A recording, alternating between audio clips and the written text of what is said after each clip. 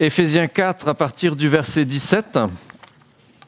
Donc, si j'ai bien compris, il me reste 2 dimanches après celui-ci. C'est ça, hein?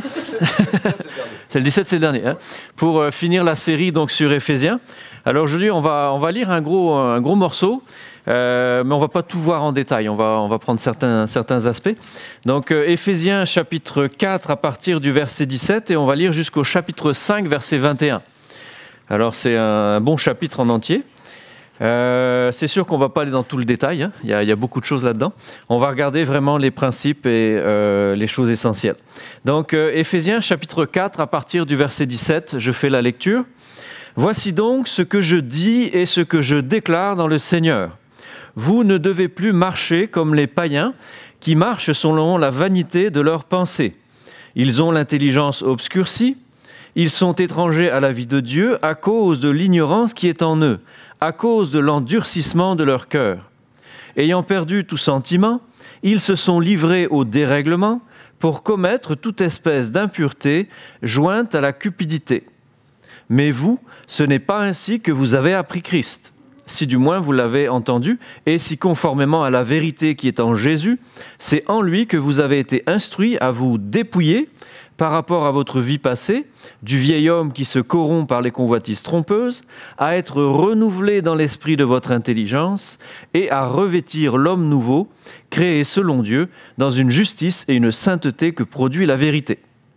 C'est pourquoi renoncez au mensonge et que chacun de vous parle selon la vérité à son prochain, car nous sommes membres les uns des autres. Si vous vous mettez en colère, ne péchez point, que le soleil ne se couche pas sur votre colère, et ne donnez pas accès au diable. Que celui qui dérobait ne dérobe plus, mais plutôt qu'il travaille en faisant de ses mains ce qui est bien, pour avoir de quoi donner à celui qui est dans le besoin. Qu'il ne sorte de votre bouche aucune parole mauvaise, mais s'il y a lieu, de quelques bonnes paroles qui servent à l'édification et communiquent une grâce à ceux qui l'entendent. N'attristez pas le Saint-Esprit de Dieu, par lequel vous avez été scellés pour le jour de la rédemption. Que toute amertume, toute animosité, toute colère, toute clameur, toute calomnie et toute espèce de méchanceté disparaissent du milieu de vous. Soyez bons les uns envers les autres, compatissants, vous pardonnant réciproquement, comme Dieu vous a pardonné en Christ. Devenez donc les imitateurs de Dieu comme des enfants bien-aimés, et marchez dans l'amour à l'exemple de Christ qui nous a aimés et qui s'est livré lui-même à Dieu pour nous comme une offrande et un sacrifice de bonne odeur. Que la débauche, ni aucune impureté, ni la cupidité ne soient pas même nommées parmi vous, ainsi qu'il convient à des saints. Qu'on n'entende ni paroles grossières, ni propos insensés ou équivoques, choses qui sont contraires à la bienséance, qu'on entende plutôt des actions de grâce. Car, sachez-le bien, aucun débauché ou impur ou cupide, c'est-à-dire idolâtre, n'a d'héritage dans le royaume de Christ et de Dieu. Que personne ne vous séduise par de vains discours, car c'est à cause de ces choses que la colère de Dieu vient sur les fils de la rébellion. N'ayez donc aucune part avec eux. Autrefois vous étiez ténèbres et maintenant vous êtes lumière dans le Seigneur. Marchez comme des enfants de lumière, car le fruit de la lumière consiste en toutes sortes de bonté, de justice et de vérité. Examinez ce qui est agréable au Seigneur, ne prenez point part aux œuvres infructueuses des ténèbres, mais plutôt condamnez-les. Car il est honteux de dire ce qu'ils font en secret, mais tout ce qui est réprouvé apparaît en pleine lumière, car tout ce qui est ainsi manifesté est lumière. C'est pour cela qu'il est dit « Réveille-toi, toi qui dors, relève-toi d'entre les morts et Christ t'éclairera. » Prenez donc garde afin de vous conduire avec circonspection, non comme des insensés, mais comme des sages, rachetez le temps, car les jours sont mauvais. C'est pourquoi ne soyez pas inconsidérés, mais comprenez quelle est la volonté du Seigneur. Ne vous enivrez pas de vin, c'est de la débauche. Soyez au contraire remplis de l'esprit. Entretenez-vous par des psaumes, par des hymnes, par des cantiques spirituels, chantant et célébrant de tout votre cœur les louanges du Seigneur. Rendez continuellement grâce à Dieu le Père pour toutes choses, au nom de notre Seigneur Jésus-Christ, vous soumettant les uns aux autres dans la crainte de Christ. Amen. Alors, beaucoup de beaucoup de choses, hein, beaucoup de détails, mais vous allez voir qu'on est dans un principe ici, dans ce grand texte qu'on a pris, on est dans un principe général que Paul commence à exposer donc au verset 17. Alors je fais le lien avec ce qu'on a vu la fois dernière, les fois précédentes. Donc après avoir exposé le principe de l'établissement de l'Église, hein, souvenez-vous, la semaine dernière, on a expliqué comment Jésus bâtit son Église. Lorsque Jésus a demandé à l'apôtre Pierre, vous, qui dites-vous que je suis? Pierre a répondu, tu es le Christ, le Fils de Dieu. Hein, ce que Pierre avait compris, avait saisi, c'est que Jésus était le Fils de Dieu. Et vous savez que Jésus lui a répondu, hein, et moi je te dis que tu es Pierre, et que sur ce roc, donc sur cette vérité que tu viens de dire, hein, que Jésus est le Fils de Dieu, eh bien sur ce roc, sur cette pierre de fondation, je bâtirai mon Église. Hein, et quand le Seigneur Jésus, après la résurrection, le jour de l'ascension, c'est dans Matthieu 28, hein, les tout derniers versets de Matthieu 28, Jésus a donné le dernier mot à ses disciples avant de s'élever, hein, et de monter au ciel dans l'ascension, hein, ce qu'on appelle l'ascension. Jésus leur a dit, hein, « Voici, je suis avec vous, hein, chaque jour jusqu'à la fin du monde. Hein. Tout pouvoir m'a été donné dans le ciel et sur la terre. Allez, faites de toutes les nations des disciples, baptisez-les au nom du Père, du Fils et du Saint-Esprit, enseignez-leur à observer tout ce que je vous ai prescrit, et voici, je suis avec vous chaque jour jusqu'à la fin du monde. » Hein. Alors dans ces quelques paroles, et ce qu'on avait vu la fois dernière, Jésus bâtit son Église. Depuis le jour de l'ascension, depuis que Christ est monté au ciel, le jour de la Pentecôte, l'Esprit Saint est descendu sur les disciples et c'est Jésus-Christ bâtit son Église. Alors on l'a vu la fois dernière dans Éphésiens chapitre 4, le verset 7. Hein, à chacun de nous, la grâce a été donnée selon la mesure du don de Christ. Hein, le principe que toute personne qui se convertit à Jésus-Christ est douée et reçoit une grâce, reçoit un charisme. Hein, le mot grâce, à chacun de nous, la grâce a été donnée. Hein, c'est le mot charis qui a donné en français le mot charisme. Chacun de nous reçoit au moins un don de la part du Seigneur, selon la mesure du don de Christ. Donc chacun reçoit des dons différents. Et on a vu également donc, dans les versets 8 à 10 que Christ est descendu, hein, lui qui était le Fils de Dieu est descendu sur la terre, il a pris notre condition et on dit qu'il est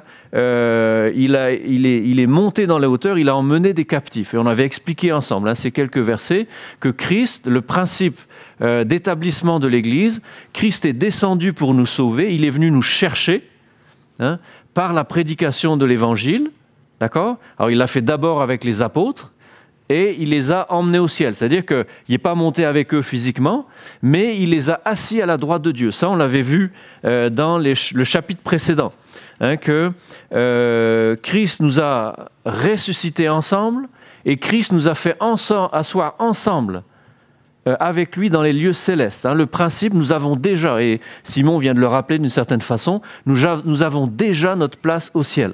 Nous sommes déjà assis avec Christ à la droite de Dieu. Hein? Donc si parfois vous êtes traversé par le doute, hein, dans votre pensée, si Satan se plaît à semer le doute dans votre cœur, hein, rappelez-vous cela, Christ est assis à la droite de Dieu dans les lieux célestes, au-dessus de tout nom, de toute autorité, de tout ce qui est... Et il est le chef de l'Église, et lorsqu'il vient nous chercher, lorsque nous nous convertissons, hein, nous entrons en communion avec lui, nous sommes identifiés à lui dans son esprit, et par principe, hein, bien sûr c'est par la foi, nous sommes assis avec Christ, hein, nous passons par la résurrection spirituelle et nous sommes déjà assis avec Christ dans les lieux célestes. Et on avait vu ensemble la fois dernière que lorsque Christ rachète quelqu'un, eh bien, il le donne après à l'Église. Hein, il a fait des dons aux hommes, c'est ce qui est dit au verset 8, et un peu plus loin, celui qui est descendu est le même qui est monté au-dessus de tous les cieux afin de remplir toutes choses, et il a donné les uns comme apôtres, les autres comme prophètes, les autres comme évangélistes, etc. Hein, on avait vu que le principe d'établissement de l'Église, c'est que Dieu donne chaque personne qui est sauvée, qui reçoit le Saint-Esprit, qui est sauvée par Jésus-Christ, est donnée à l'Église, pour qu'il participe à son tour de la construction du corps de Christ. Alors ici, dans le texte qu'on avait vu la semaine dernière, il a donné les uns comme apôtres, les autres comme prophètes, évangélistes, et pasteurs et docteurs. On avait vu que Paul met l'accent uniquement dans ce texte sur ceux qui ont reçu le don de dispenser la parole de Dieu. Mais ils sont donnés à l'Église, et on avait vu au verset 12, pour le perfectionnement des saints, en vue de l'œuvre du ministère et de l'édification du corps de Christ. Donc, les hommes qui dispensent la parole de Dieu, les pasteurs, les docteurs, les évangélistes, etc., on avait regardé en détail ce que ça voulait dire, je ne reviens pas là-dessus, sont donnés à l'Église pour qu'ils dispensent la parole de Dieu. Et l'Église est dirigée et se construit par la prédication de la parole de Dieu, que chacun met en pratique dans sa vie personnelle, pour d'abord son édification personnelle, sa transformation personnelle, on va regarder ça aujourd'hui, et puis aussi pour que nous participions de la construction du corps de Christ. Donc ce n'est pas les pasteurs, les docteurs, les évangélistes qui doivent faire tout le travail à eux tout seuls, mais ils sont là pour dispenser la parole de Dieu, pour orienter, pour diriger l'Église par la parole de Dieu, et l'ensemble des chrétiens, chaque chrétien, est appelé à mettre en valeur le don qu'il a reçu de Dieu, c'est les dons qu'il a reçus, et participe de la construction du corps de Christ. Et on avait pris l'image de l'arche de Noé. Quand Dieu a annoncé à Noé qu'il allait le sauver du déluge,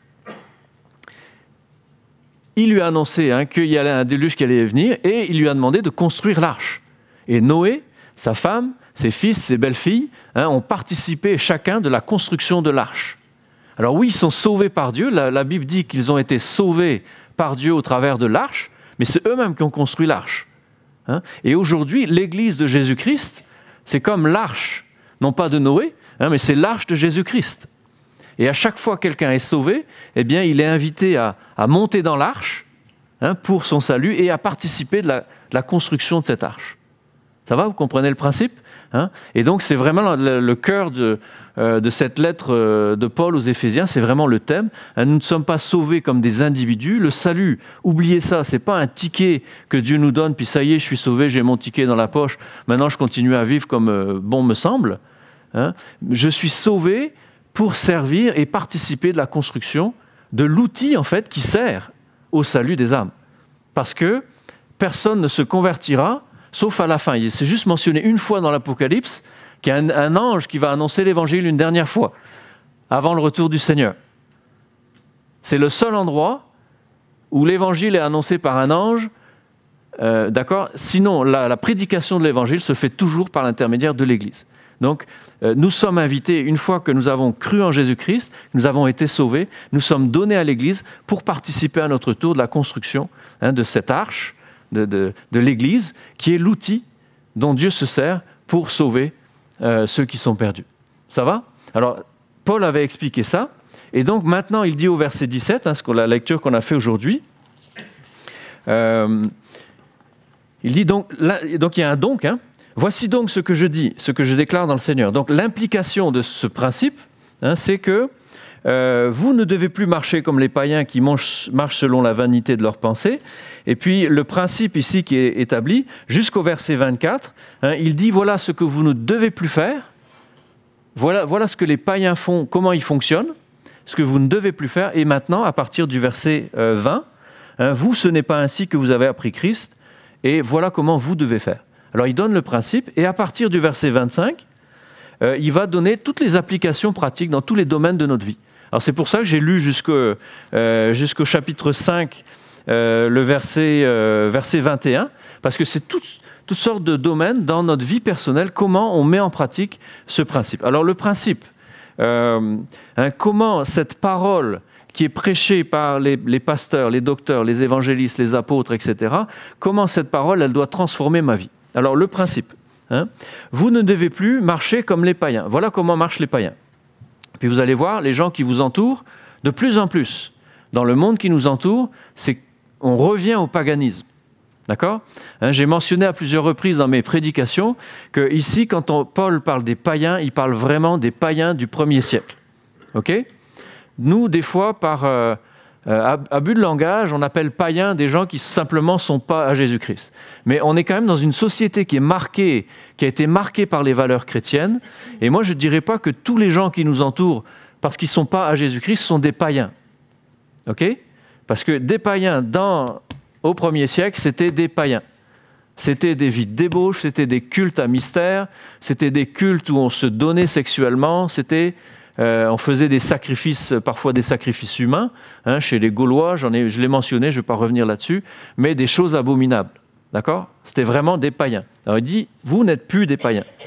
Et maintenant, vous devez fonctionner différemment. Mais si vous regardez autour de vous, de plus en plus, notre société est en train d'abandonner les valeurs chrétiennes et on revient vers une forme de paganisme qui va s'accentuer au fur et à mesure que l'apostasie va aller grandissante dans notre société. Et on est un petit peu comme les derniers des Mohicans, à prêcher la parole de Dieu, à tenir le flambeau de l'Évangile pour que plusieurs soient sauvés. Mais on commence à voir de plus en plus autour de nous ces choses. Alors c'est quoi le principe ici? Comment fonctionnent les païens? C'est dit au verset 17, ils marchent selon la vanité de leurs pensées. Ils ont l'intelligence obscurcie. Ils sont étrangers à la vie de Dieu à cause de l'ignorance qui est en eux, à cause de l'endurcissement de leur cœur.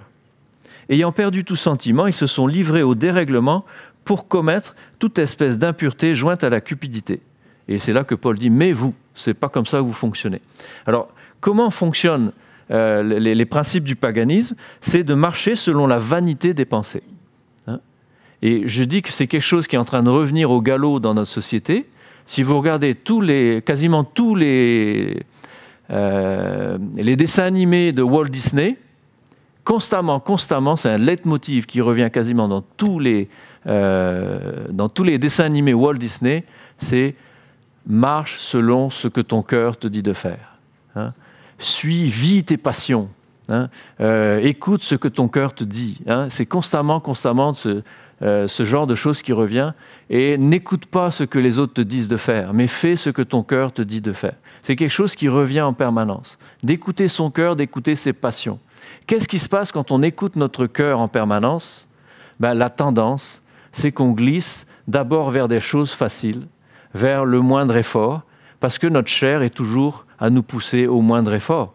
C'est le laisser aller, et c'est, comme c'est dit, l'aboutissement au verset 19, ils finissent par perdre tout sentiment, se livrent au dérèglement, commettent toute espèce d'impureté jointe à la cupidité.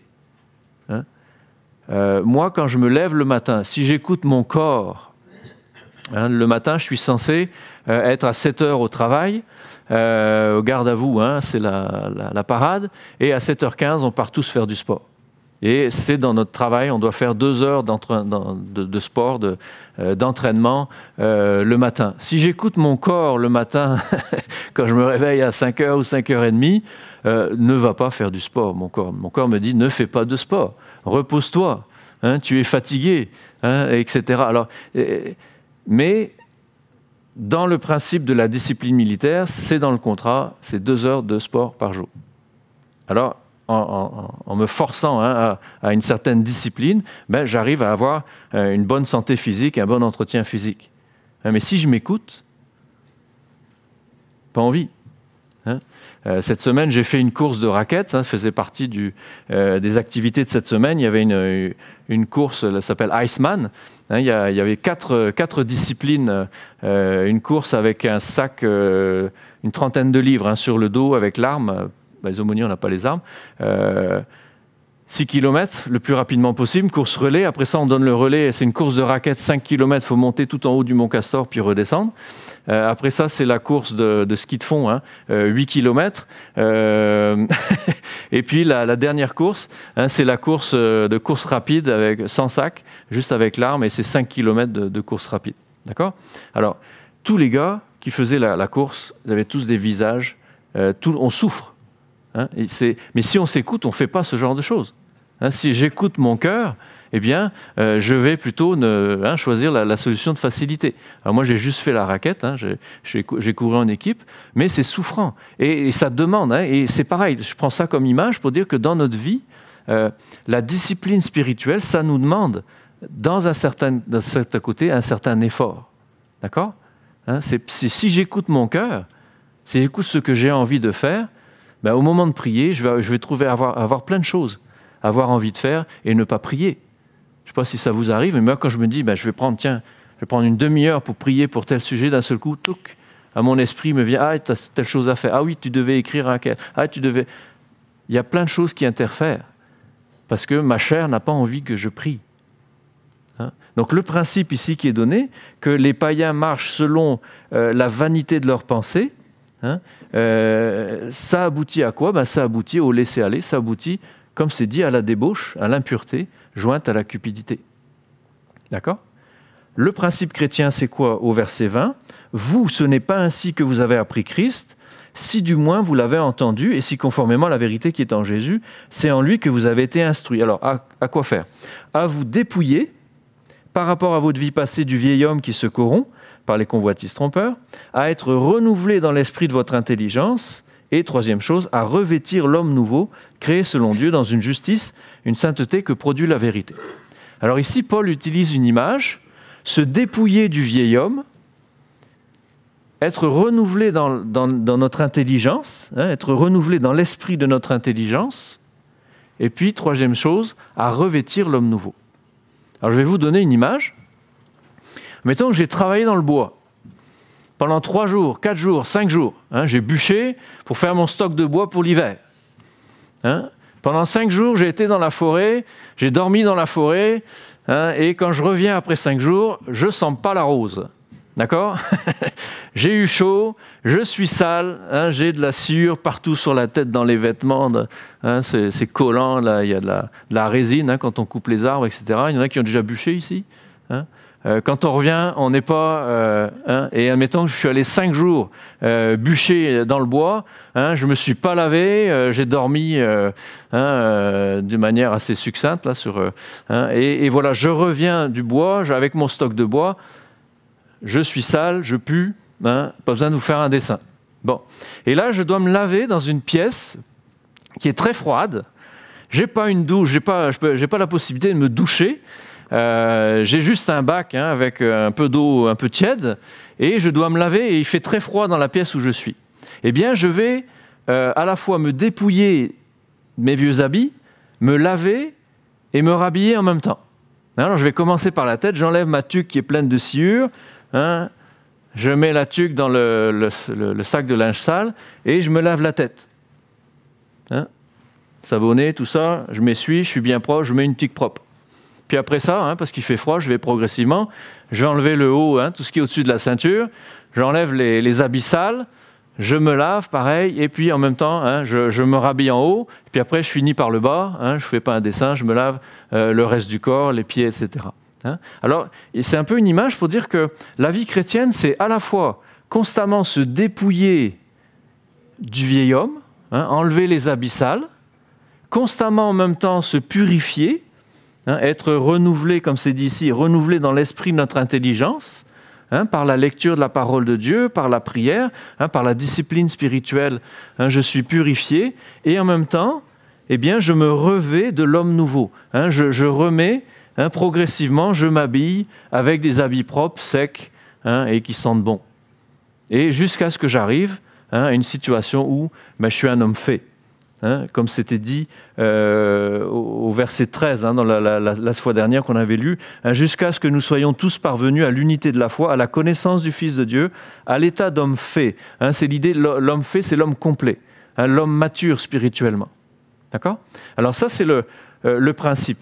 Donc je ne suis plus appelé, je dois abandonner la façon de faire, la façon de penser, de fonctionner des païens, qui marchent selon la vanité de leurs pensées, qui trouvent leur source en eux-mêmes, vous comprenez?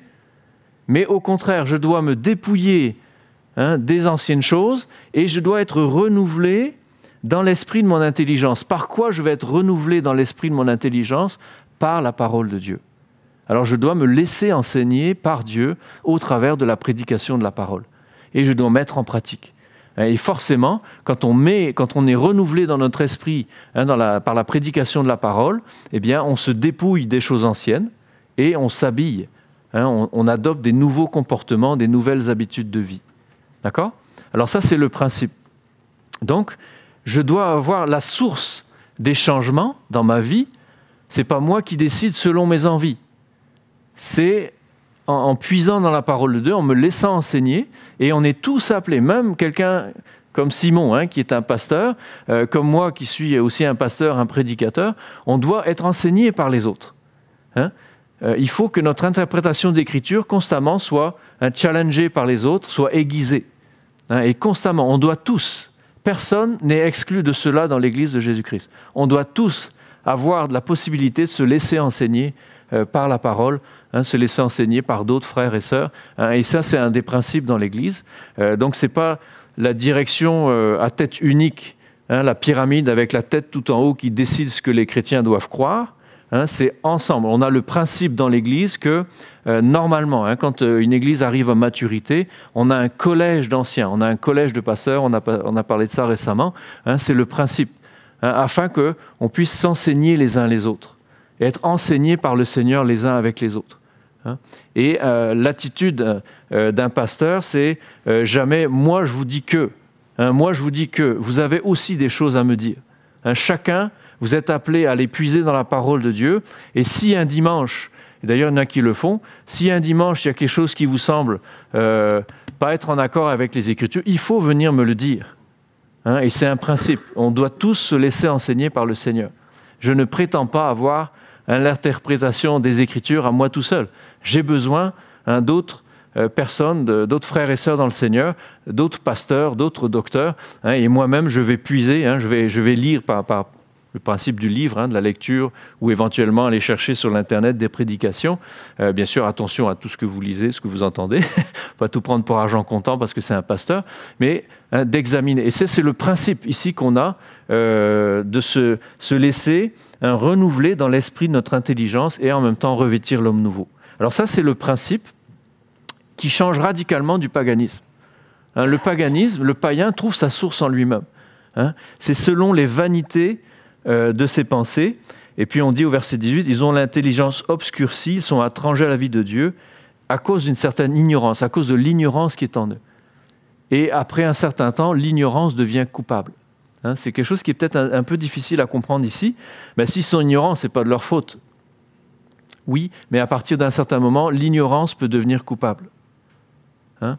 Admettons que je suis averti que quelqu'un va venir chez moi, a l'intention de venir chez moi pour me faire du mal ou faire du mal à ma famille.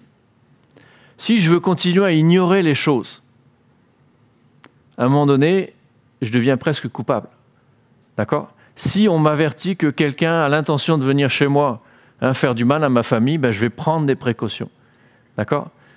Je vais barricader la maison, éventuellement je vais m'équiper d'une arme, autodéfense, d'accord, si vraiment je suis menacé. Mais si je veux ignorer, si je continue à ignorer, à la limite, je deviens coupable. J'ai une certaine responsabilité si effectivement quelqu'un vient chez moi et fait du mal au mien. Et c'est le principe ici. Quand Dieu, par la conscience, constamment, interpelle les gens. À chaque fois que quelqu'un fait quelque chose de mal, sa conscience lui dit, même s'il est païen et s'il est très éloigné de la parole de Dieu, on avait déjà abordé ça, Dieu parle à la conscience des hommes. Mais les hommes ferment leur conscience. Et à un moment donné, l'ignorance devient coupable, à force de ne pas vouloir voir les choses. Alors le principe ici, que les païens se ferment, sont devenus progressivement, dans l'histoire du paganisme, sont depuis Noé, parce que tout est reparti avec Noé. Noé qui était un homme fidèle, Noé, ses 3 fils, ses belles-filles, et toute l'humanité est repartie de Noé, pourtant Noé était un homme fidèle. Mais dans le paganisme, on s'est éloigné de plus en plus et on a abandonné la voie de Noé, ayant perdu tout sentiment, et c'est là que le paganisme est arrivé à des choses assez abominables.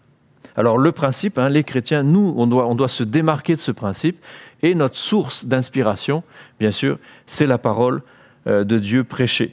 Donc, ce principe de se dévêtir du vieil homme, les mauvaises habitudes, les mauvaises façons de faire, être renouvelé dans l'esprit de l'intelligence et revêtir l'homme nouveau, donc changer nos habitudes, vivre de façon différente, à partir du verset 25, Paul va donner toutes sortes d'exemples, et tous les versets, jusqu'au verset qu'on a lu aujourd'hui, jusqu'au verset 21 du chapitre 5, sont bâtis sur ce principe-là.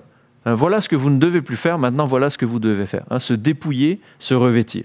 Alors il dit d'abord, on ne va pas voir tous les détails, parce que là on aurait jusqu'à 12h30 au moins, jusqu'à 13h. Remarque, on pourrait tout de suite enchaîner avec la réunion. Non. Alors, verset 25, il dit c'est pourquoi. Donc renoncer au mensonge. Okay, ça, c'est le dépouillement. Renoncer au mensonge, que chacun de vous parle selon la vérité à son prochain. La motivation, c'est quoi? Car nous sommes membres les uns des autres. Donc, l'être humain, naturellement, a tendance à mentir. Hein, c'est dans ses gènes charnels. Hein, l'être humain, quand il veut cacher quelque chose, il ment. Hein, il y a toutes sortes de formes de mensonges. Hein, il y a le mensonge verbal, où carrément je vais dire des choses fausses. Puis il y a la façon d'être. Hein, il y a le mensonge pour bien paraître. Hein. Alors ici, il dit « Renoncez au mensonge et que chacun de vous parle selon la vérité à son prochain. Car nous sommes membres les uns des autres. » Hein. Ce qui se passe autour de nous, quand quelqu'un se ment à lui-même et est constamment en train de mentir, eh bien, c'est quelqu'un en qui on ne peut pas faire confiance. Hein, et dans une famille, par exemple, le plus petit noyau, qui est la famille, si quelqu'un est constamment en train de mentir, à un moment donné, on ne peut plus avoir de relation de confiance. Hein, nous sommes membres les uns des autres dans la famille, mais nous sommes membres les uns des autres aussi dans l'Église. Hein, et c'est ici le principe. Hein. Mais si on commence à se mentir ou à se donner une façade, à mettre des masques, à se mentir les uns les autres, eh bien, comment on peut avoir de la cohésion si on ne peut pas avoir confiance les uns dans les autres? Donc ça, ce principe, c'est renoncer au mensonge. Il faut prendre une décision à un moment donné dans notre vie, dire je veux renoncer au mensonge, renoncer au paraître et vraiment être ce que je suis. Et que chacun parle selon la vérité à son prochain. C'est une première application de ce principe. Dépouillez-vous du vieil homme, revêtez l'homme nouveau. Deuxième chose, verset 26. Si vous vous mettez en colère, ne péchez point, que le soleil ne se couche pas sur votre colère. Ne donnez pas accès au diable. Ça, c'est comme une seule pensée. Est-ce que parce que je suis chrétien, ça y est, c'est fini, j'ai plus du tout de problème de colère? Je peux vous dire que moi, lundi, j'étais en colère avec la neige et que j'ai pesté contre les déneigeurs. Vous avez tous vu la neige qu'on a eue lundi. Et puis, donc, je me lève le matin à 5 heures, puis je vois la barricade de neige, parce que les grattes étaient passées. Barricade de neige, je ne peux pas sortir de chez moi, il faut que j'aille au travail. Alors, j'ai commencé par 2h30 de pelletage, tellement il y avait de masse de neige. Quand j'étais bien fatigué, bien chaud, j'avais bien dégagé mon entrée, je vais aller prendre ma douche, je vais aller au travail. Je prends ma douche, je mets l'uniforme. Au moment où je m'apprête à sortir, et le monsieur qui arrive avec sa machine sur le trottoir, là, puis les 2 gros monts de neige, j'avais dégagé mon entrée, il me les a repoussés dans mon entrée.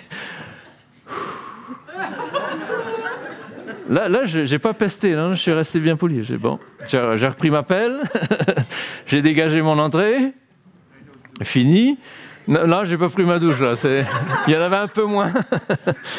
Donc, je suis parti au travail. Et je reviens le soir, et puis les grattes étaient repassées sur la rue, et impossible de rentrer chez moi. Donc, pour la 3e fois, je fais sauter la muraille. Je rentre ma voiture, et puis je continue à pelleter parce qu'il fallait dégager mon entrée.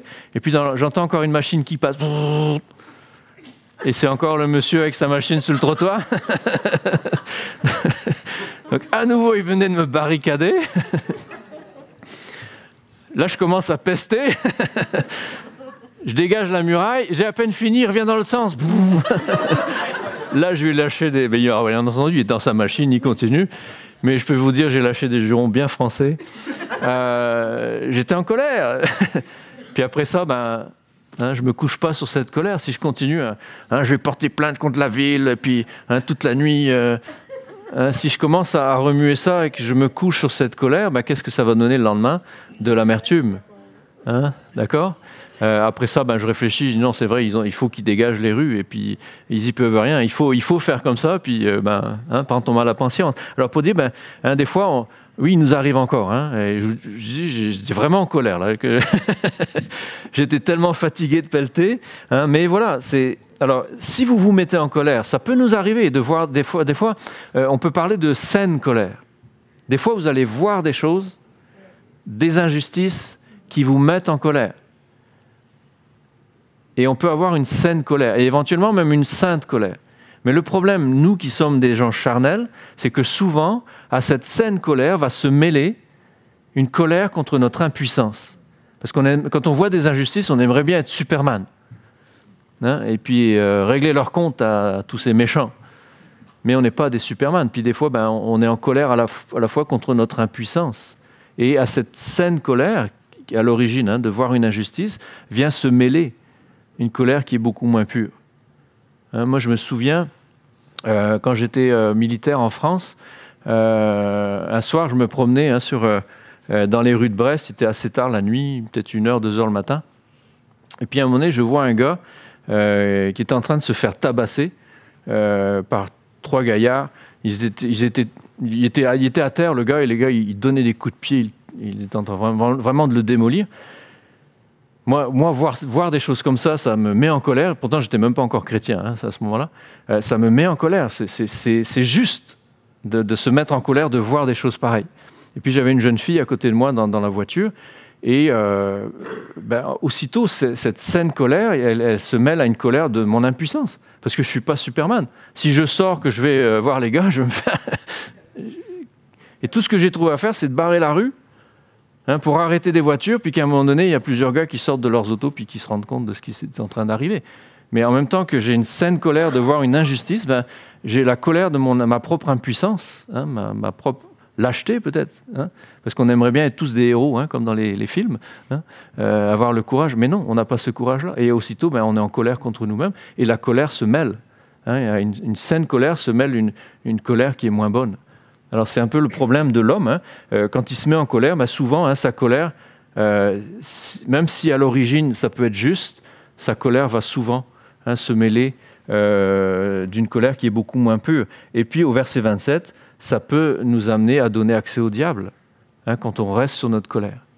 Alors, bien sûr, on doit se dépouiller de ces choses-là et puis s'en remettre à Dieu. Quand il y a quelque chose, quand il y a une injustice qui nous fait bouillir, que ce soit contre nous ou contre quelqu'un d'autre, s'en remettre à Dieu, demander l'intervention de Dieu.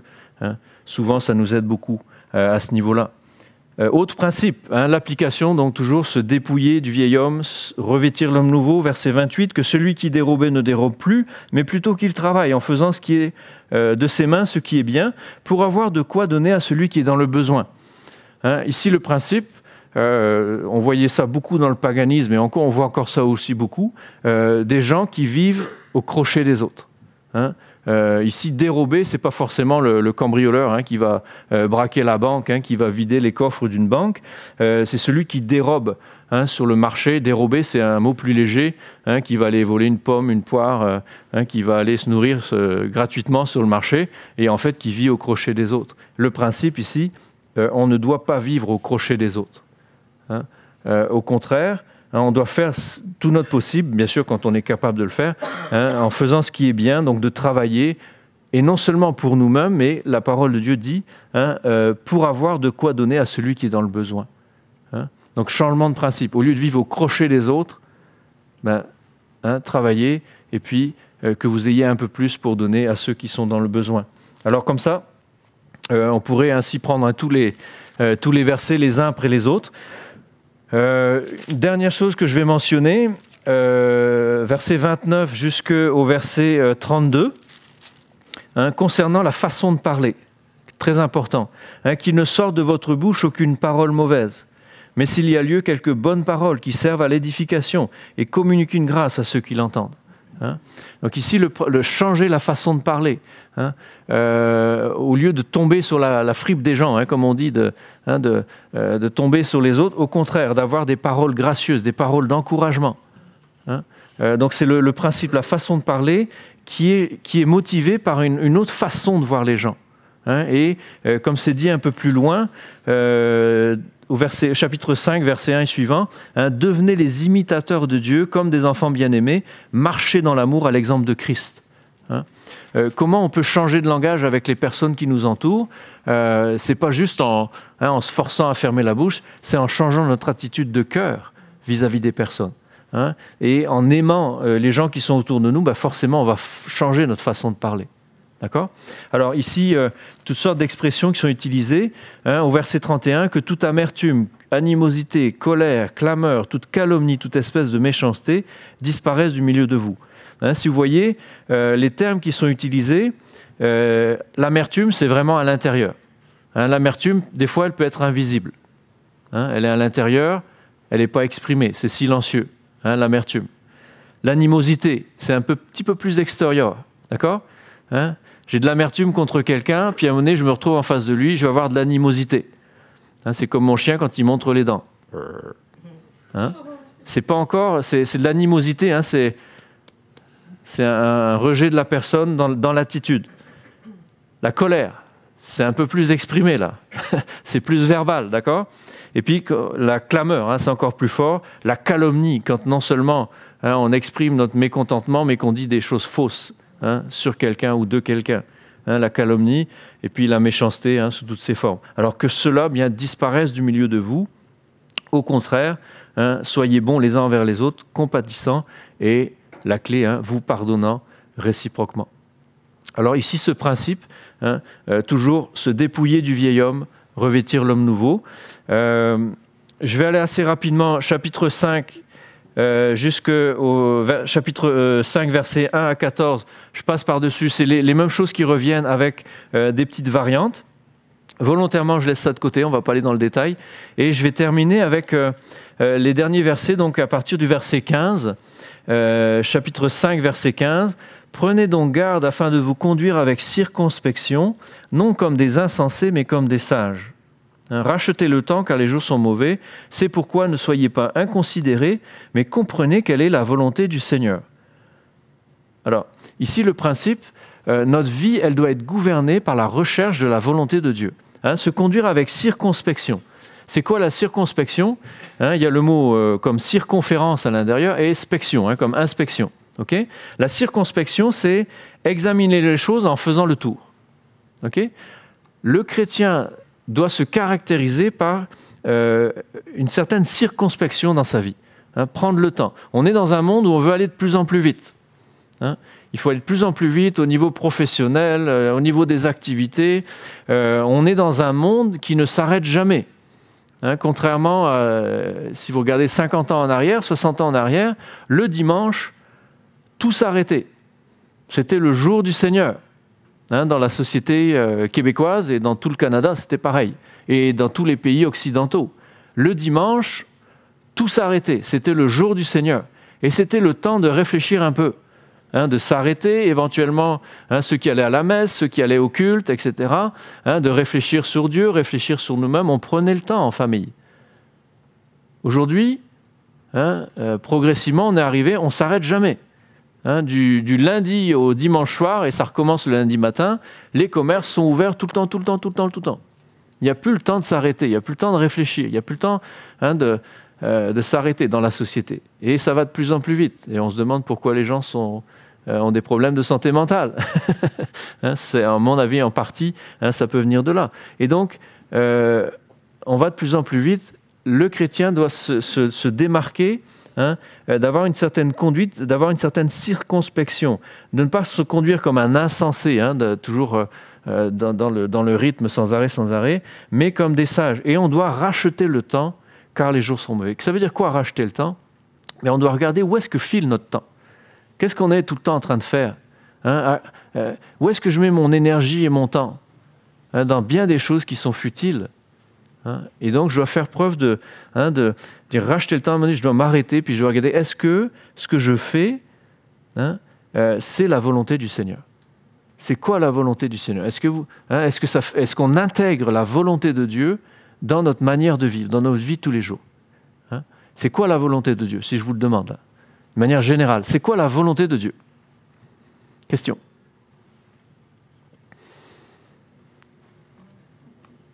Vous n'avez pas une idée claire? C'est quoi la volonté de Dieu? Oui, ça c'est un principe, mais qu'est-ce que Dieu est en train de faire? Présentement, on l'a dit tout à l'heure, il est en train de bâtir son Église. OK? Et j'ai mentionné tout à l'heure Matthieu 28, quand Jésus a laissé ses apôtres, c'était son dernier mot d'ordre. Hein? Allez, faites de toutes les nations des disciples, hein, etc. Hein, enseignez-leur, donc baptisez-les au nom du Père, du Fils et du Saint-Esprit, enseignez-leur à observer tout ce que je vous ai prescrit. Et voici, je suis moi-même avec vous chaque jour jusqu'à la fin du monde. Jusqu'à la fin du monde, c'est le plan de Dieu. Est-ce que dans ma vie chrétienne, est-ce que c'est intégré? Est-ce que cette volonté de Dieu qui est en train de se manifester par la construction de l'Église, est-ce que j'en fais partie? Ou est-ce que je viens juste le dimanche, hein, prendre quelques bonnes paroles, c'est bien au moins de faire ça, mais est-ce que ça fait partie de ma vie de bâtir l'Église? Comme on disait tout à l'heure, les dons que le Seigneur m'a donnés, est-ce que je les mets au service de l'Église, au service du Seigneur, pour participer de la construction de son Église? Parce que c'est ça la volonté de Dieu. D'accord? Alors, est-ce que ça fait partie de ma vie? Est-ce que de temps en temps, je m'arrête, je dis, bon, est-ce que ce que je suis en train de faire, les activités professionnelles, familiales, etc., est-ce que ça fait partie du plan de Dieu? Ou est-ce que je suis complètement en train de vivre pour moi-même? Alors, si je ne vous donne pas de leçon, chacun, on est appelé à considérer, à comprendre quelle est la volonté du Seigneur pour nous. Quelle est ma place dans la construction du corps de Christ? Alors, ce n'est pas toujours forcément dans des activités d'église que ça doit se retrouver, mais c'est même dans ma vie de tous les jours. Est-ce que j'ai conscience, je suis constamment un témoin de Jésus-Christ là où le Seigneur me l'a placé, à mon travail? Est-ce que je fais le lien avec l'Église, avec mes collègues de travail, ma famille, etc. Est-ce que j'essaye de faire le lien? Alors, vous mentionnez le forum des évangélistes, à la fin du mois de mars, je vais y être aussi. C'est l'occasion de réfléchir. Est-ce que l'œuvre de Christ fait partie de ma vie? Parce que c'est ça. Évangéliser, c'est annoncer l'évangile, c'est participer de la construction. Et une dernière chose, Paul dit ceci, donc ne vous enivrez pas de vin, c'est de la débauche, et c'est comme il fait une opposition. Soyez au contraire remplis de l'esprit, entretenez-vous par des psaumes, par des hymnes, par des cantiques spirituels, chantant, célébrant de tout votre cœur les louanges du Seigneur. Rendez continuellement grâce à Dieu, le Père pour toutes choses, au nom de notre Seigneur Jésus-Christ, vous soumettant les uns aux autres dans la crainte de Christ. Ça, c'est quelque chose que les païens ne font absolument pas. Rechercher la plénitude de l'esprit au lieu de rechercher l'ivresse du vin, de la bière, des drogues, parce qu'on peut mettre là-dedans on vient de légaliser le cannabis. Est-ce que du fait que c'est légal dans la société, le chrétien peut se permettre de fumer un joint de temps en temps? Est-ce que je dois chercher l'ivresse du cannabis, etc., puis tous les produits qu'on a à notre disposition? Paul dit, ne cherchez pas l'ivresse. Une fois de temps en temps, on peut prendre un verre de vin les uns avec les autres quand on est autour d'un repas, mais ne pas rechercher l'ivresse pour l'ivresse, parce que ça amène à la débauche.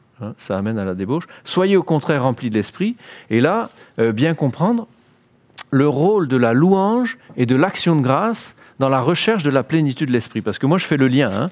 C'est pas juste « soyez remplis de l'esprit », première pensée, puis deuxième pensée, entretenez-vous par des psaumes. C'est lié. La louange, donc, entretenez-vous par des psaumes, par des hymnes, des cantiques, chantant et célébrant de tout votre cœur les louanges du Seigneur. Donc d'un côté, il y a la louange. Et deuxième aspect, au verset 20, « Rendez continuellement grâce à Dieu le Père pour toutes choses au nom de notre Seigneur Jésus-Christ. » La louange et l'adoration. C'est quoi la différence? Et l'action de grâce, pardon. C'est quoi la différence entre la louange et l'action de grâce? La louange, c'est dire à Dieu ce qu'il est. Chanter les attributs de Dieu. Est-ce que je peux tout le temps louer le Seigneur? Simon l'a rappelé tout à l'heure, même quand ça ne va pas dans la vie, dire à Dieu tu es grand, je peux toujours le faire. Même si je me sens écrasé par les événements de ma vie, si je me sens abattu, je peux toujours dire à Dieu, tu es grand. Toujours dire à Dieu, tu es puissant. Et puis, chanter les attributs de Dieu. Et quand on regarde dans nos cantiques, j'ai amené le vieux Célébrons Dieu.